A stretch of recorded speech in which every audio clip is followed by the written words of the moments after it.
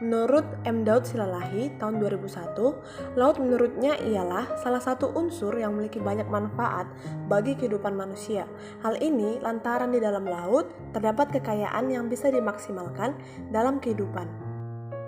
Adapun definisi dari pencemaran laut yaitu mengacu pada Peraturan Pemerintah Nomor 19 Tahun 1999 tentang pengendalian pencemaran dan atau perusakan laut adalah masuknya atau dimasukkannya makhluk hidup, zat energi dan atau komponen lain ke dalam lingkungan laut oleh kegiatan manusia sehingga kualitasnya turun sampai ke tingkat tertentu yang menyebabkan lingkungan laut tidak sesuai lagi dengan baku mutu dan atau fungsinya.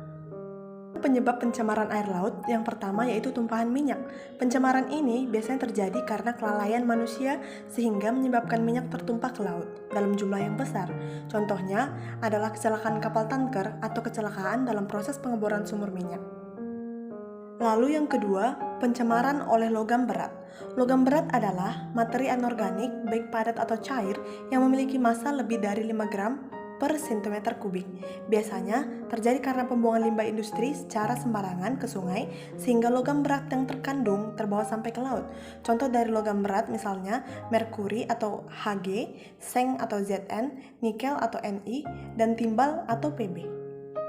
Lalu yang ketiga, pencemaran mikrobiologi laut, yaitu akibat adanya kontaminasi yang disebabkan oleh virus, bakteri patogen, atau parasit yang terbawa oleh aliran air sungai.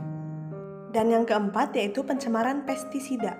Pencemaran ini terjadi jika ada perkebunan atau sawah yang berada di aliran sungai menggunakan sistem irigasi dan menyemprot tanamannya dengan pestisida. Sementara itu, pestisida tidak bisa larut di dalam air dan justru dimakan oleh plankton, sehingga semua jenis ikan yang memakan plankton tersebut memiliki kandungan pestisida. Hal ini berbahaya apalagi jika ikan tersebut dikonsumsi oleh manusia untuk jangka waktu yang lama. Terakhir, pencemaran limbah rumah tangga. Limbah rumah tangga adalah segala sesuatu yang dibuang manusia ke dalam aliran air atau got atau parit, misalnya sisa makanan organik seperti nasi, sayur, ikan, minyak, plastik, dan bahan anorganik lainnya, kemudian terbawa oleh aliran air hingga ke laut. Dan adapun cara menanggulangi pencemaran laut yaitu yang pertama, membatasi penggunaan plastik, yang kedua, mengolah limbah sebelum dialirkan ke laut, yang ketiga, melarang penggunaan bahan berbahaya, dan yang keempat, melakukan pengawasan terhadap pertambangan minyak lepas pantai. Untuk itu, marilah kita jaga laut kita karena lautan merupakan sumber yang penting bagi umat manusia dan juga makhluk hidup lainnya.